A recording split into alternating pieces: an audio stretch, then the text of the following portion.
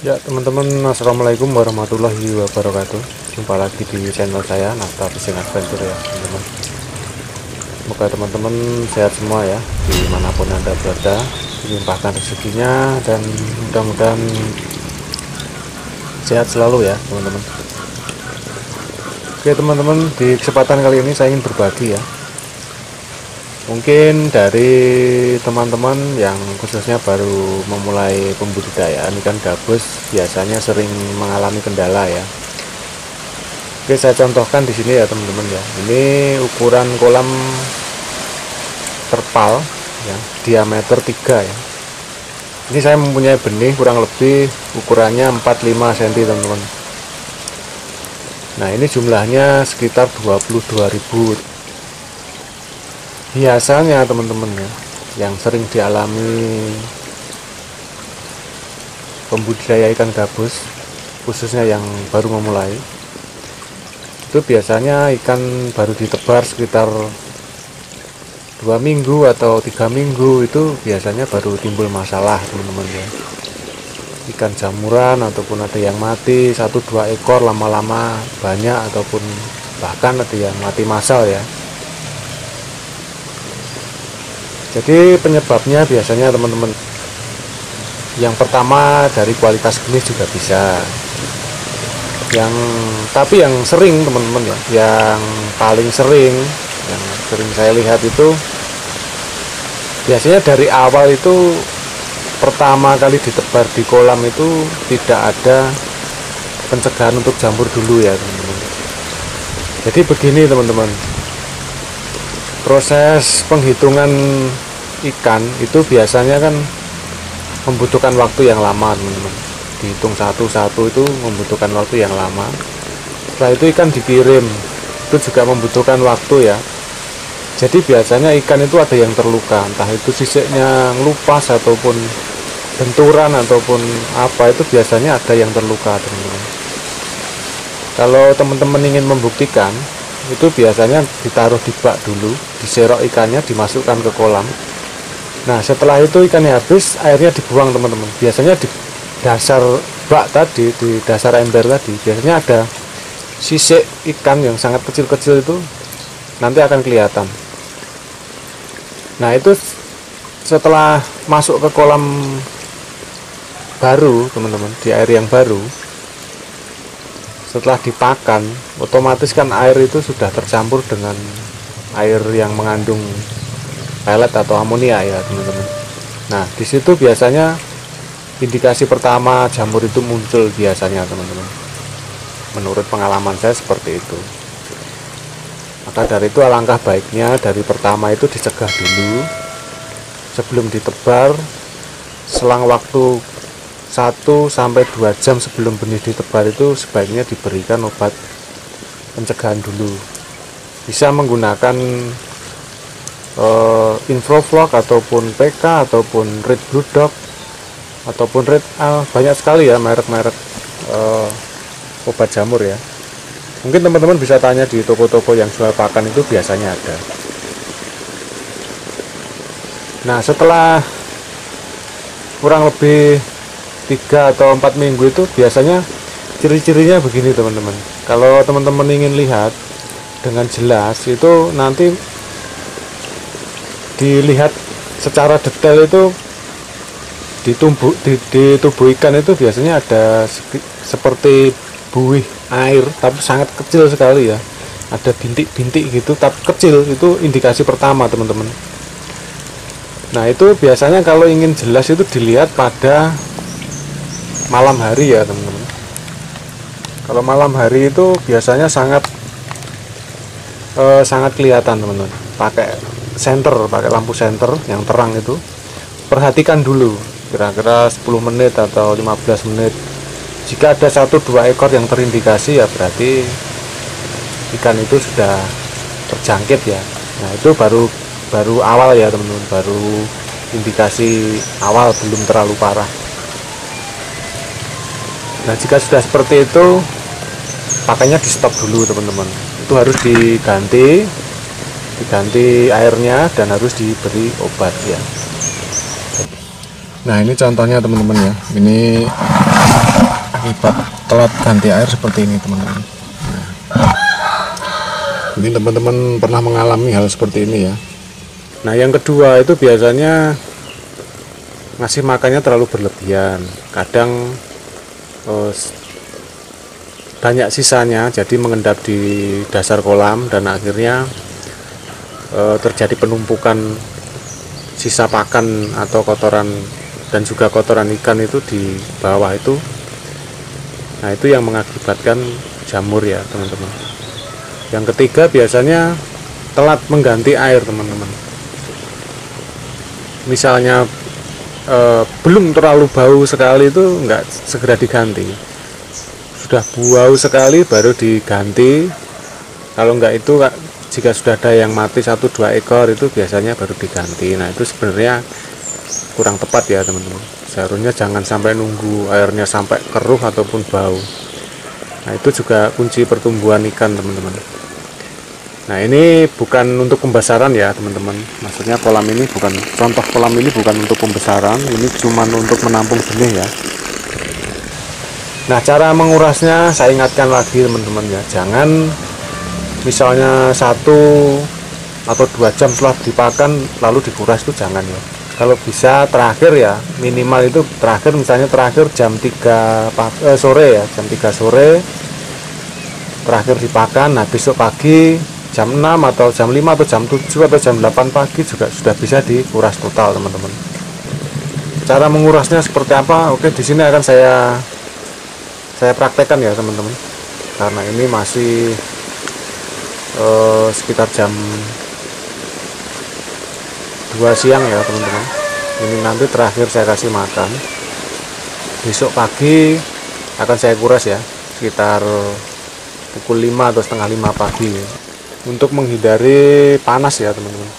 Ya nanti biasanya menguras itu butuh waktu agak lama, 1-1,5 jam ya. Jadi nanti kalau keburu mataharinya sudah terbit panas, nanti terpalnya juga terkena sinar matahari itu juga bisa panas. Teman-teman ini sudah jam 5 pagi ya.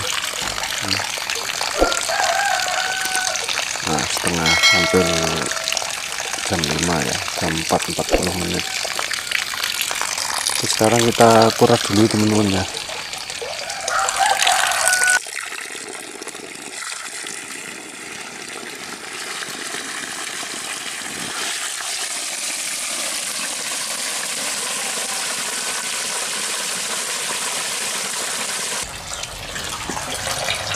Nah ini cara ngurasnya seperti ini teman-teman.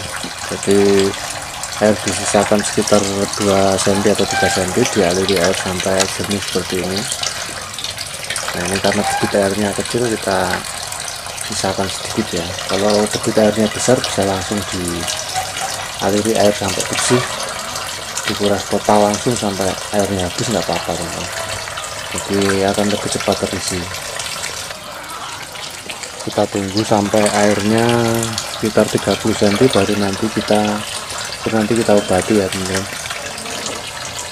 Ini sangat padat sekali teman-teman. Jadi kalau padat seperti ini harus hati-hati teman-teman ya. Air harus sering dijaga, sering diganti atau dialiri air agar amonia yang di bawah itu keluar ya teman-teman. Lewat saringan ini bisa keluar teman-teman.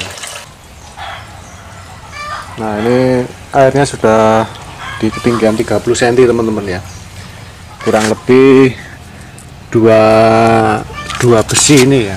Nah ini kurang lebih 2 besi ini, lebih sedikit. Nah ini kita kasih obat dulu, caranya seperti apa. Oke disimak terus teman-teman. Nah ini diisi air dulu teman-teman, caranya seperti ini. Jadi ini saya kasih contoh, nanti dikira-kira sendiri teman-teman ya obatnya ya. Ini kolam diameter 3 meter, jumlah ikannya 22.000 teman-teman. Ini pengobatan ya, jika pencegahan cukup pakai 2 tutup saja, karena ini untuk mengobati biar benar-benar sembuh saya kasih 3 tutup. Nah ini ya, 1, 2, 3.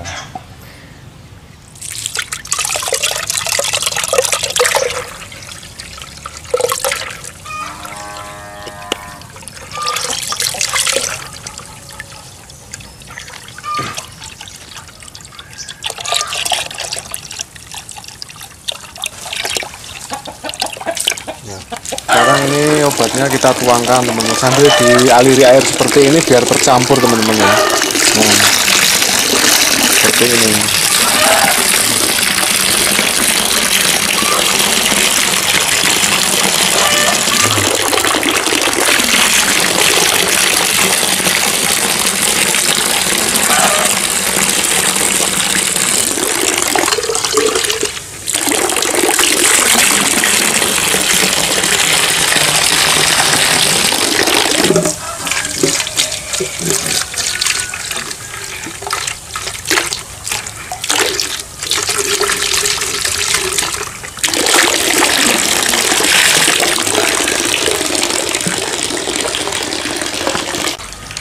Nah, itu juga saya aliri air teman-teman, jadi ada 2 ini airnya yang masuk ya, karena debit airnya kecil.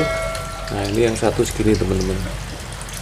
Nah, ini ya, jadi sambil dialiri agar obatnya tercampur. Nah, nanti jika sudah mendekati 50 cm teman-teman ya, ini masih ada saya kasih obat lagi teman-teman ya, saya tambah PK.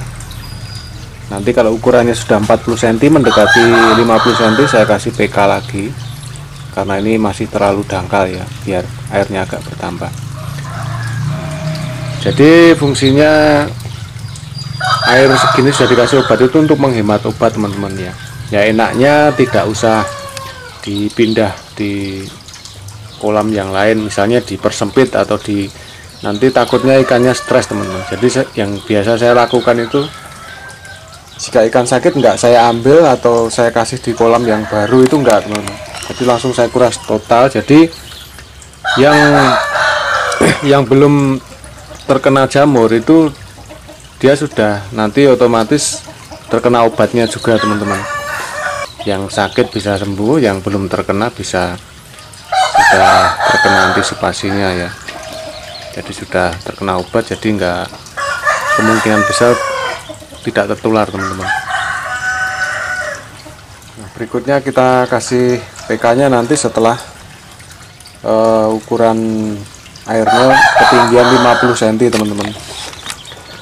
Nah, jadi ini untuk pengobatan 1 kali seperti ini teman-teman ya. Jadi misalnya nanti teman-teman ingin kelihatannya ikannya itu sakitnya sangat parah, sampai ngelupas-ngelupas kulitnya sampai keluar parasit atau jamur kapas itu, setelah 50 cm itu nanti di stop teman-teman ya, di stop, dikuras, besok pagi dikasih lagi. Biasanya 2 kali pengobatan itu sudah sembuh. Jadi dikuras, dihabiskan, besok paginya ya pakan tetap di stop teman-teman ya. Jadi saya sarankan sebelum dikuras dan masa pengobatan itu pakan di stop dulu saja. Nah, kalau ini kan hanya cuma 1 kali ya teman-teman. Jika pengobatan 2 kali 50 cm air itu di stop. Nah, besok pagi dikuras lagi, dibuang airnya, dikasih obat lagi, setelah itu ditinggikan normal lagi. Nah, jadi ini nanti setelah hampir 40 cm saya kasih obat lagi teman-teman, biar benar-benar ikannya benar-benar sembuh ya. Oke teman-teman, sekarang PK-nya ya, ini PK-nya seperti ini ya teman-teman, kalium permanganat ya. Nah, ini saya beli 1 kilo sekaligus ya. Ini saya beli di online, bentuknya seperti ini ya. Nah, dosisnya seperti ini teman-teman ya. Ini saya kasih segini ya, karena tadi infrovlognya sudah dikasih, sudah diberi 3 tutup. Sekarang PK-nya segini teman-teman. Ini sendok makan ya, jadi kurang lebih sepertiga ya ini ya, sepertiga tutup ya. Oke, sekarang kita campurkan di air seperti ini, lalu kita aduk ya teman-teman. diaduk sampai rata teman-teman, sampai mencair ya kristalnya. Nah seperti ini.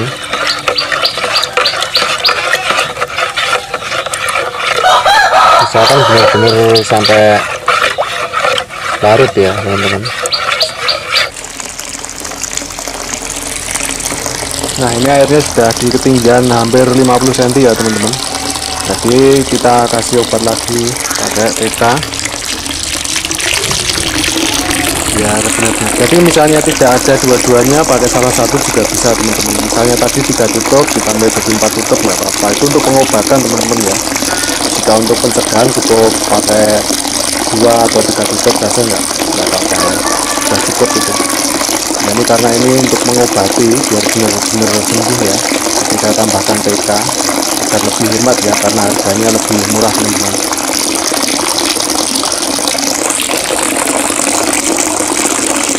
Nah ini sekarang kita masukkan ya TK-nya seperti ini.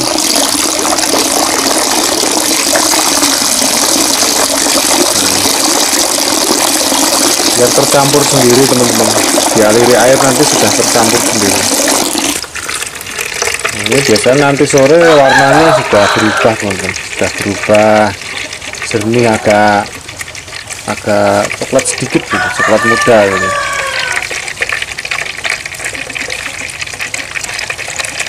Nah setelah diobati seperti ini nanti jangan dikasih makan dulu teman-teman ya, biarkan obatnya bekerja dulu.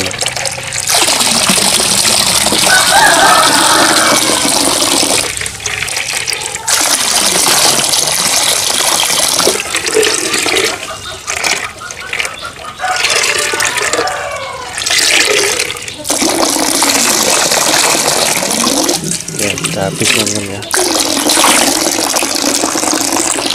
Nah ini diisi air terus teman-teman ya, diisi air sampai di ketinggian 50 cm. Setelah itu nanti di stop teman-teman, di stop.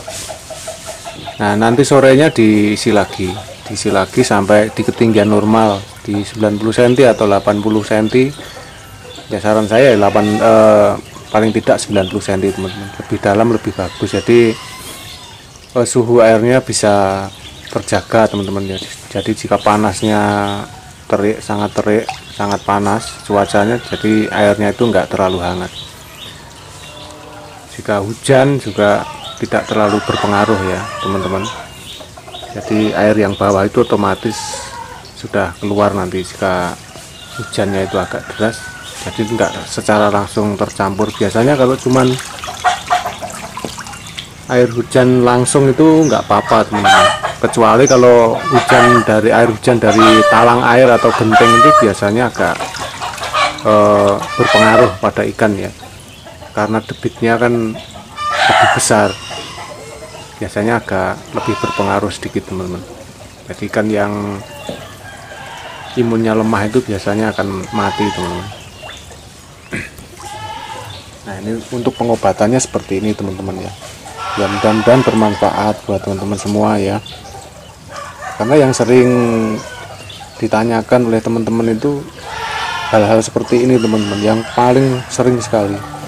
Biasanya awal-awal penebaran benih seperti ini sering terjadi kematian. Nah itu terjadi setelah 3 sampai 4 minggu itu biasanya baru muncul masalah seperti itu teman-teman ya, karena nggak diantisipasi dari awal dulu ya teman-teman.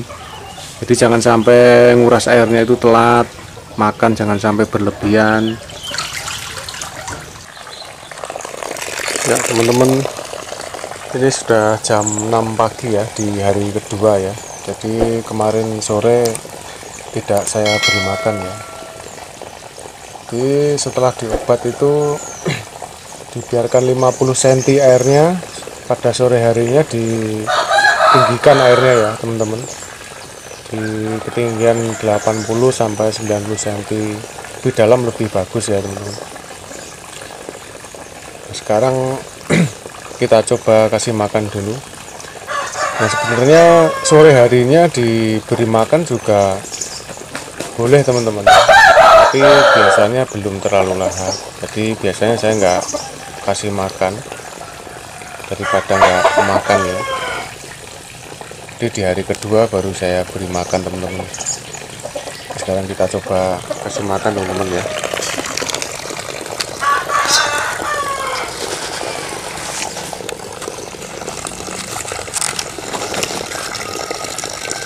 Nah ini saya pakai PF 800 ya teman-teman.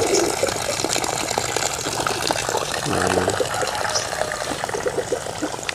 kita coba dulu sedikit-sedikit dulu teman-teman. Nah, kalau sudah lahap seperti ini boleh langsung dibanyakin dulu. Nah langsung dikasih semua nggak apa-apa. Nah ini lahap sekali teman-teman. Jadi ngasih makannya seperti ini teman-teman, habis dikasih lagi, habis dikasih lagi seperti ini.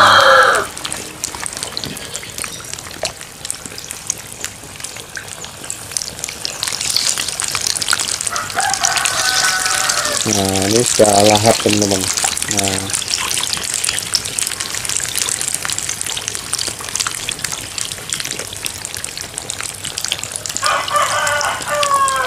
ini lahap sekali, langsung dihabiskan.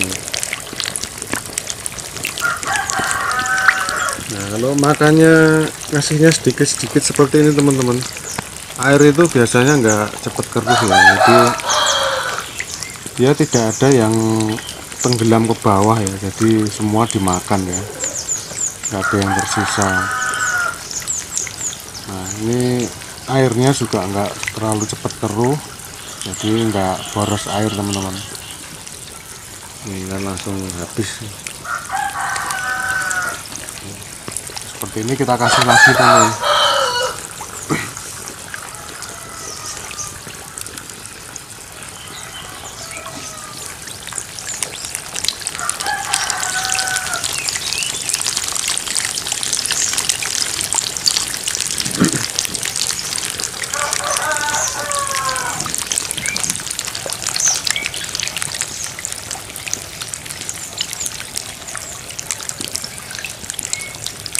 Jadi jangan langsung diratakan atau ngasihnya banyak sekali teman-teman ya. Ini sedikit-sedikit seperti ini ditunggu paling sekitar 10 menit, paling lama 15 menit sudah selesai. Ikan juga nanti sehat,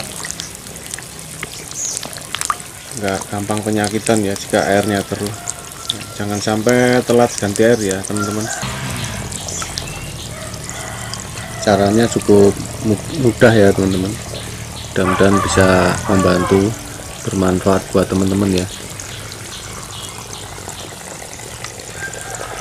Oke teman-teman, saya kira cukup sampai di sini dulu teman-teman.